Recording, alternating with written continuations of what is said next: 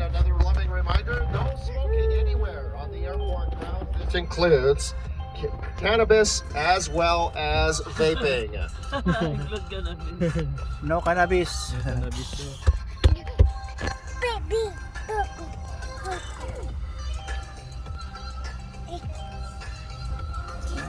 More show.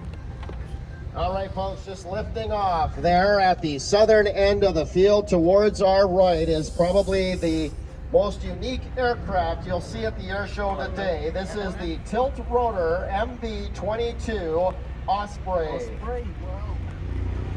Asprey na na yan, may Asprey And na. as Dara na sa they start their takeoff roll, I want you to listen to the very distinctive sound of those two rotors as they slowly pitch forward to go into the fixed wing flying configuration.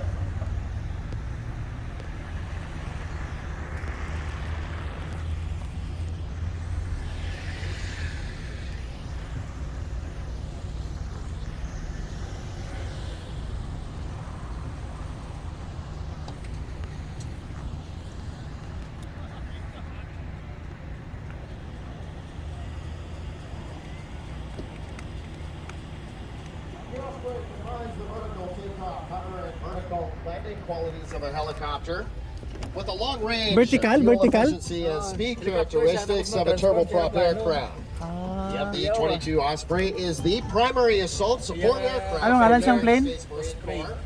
It was fielded May to helicopter siya, may replace masaka siya. the Magsakay naman, CH-46 Ay, hala. may masirplano. helicopter.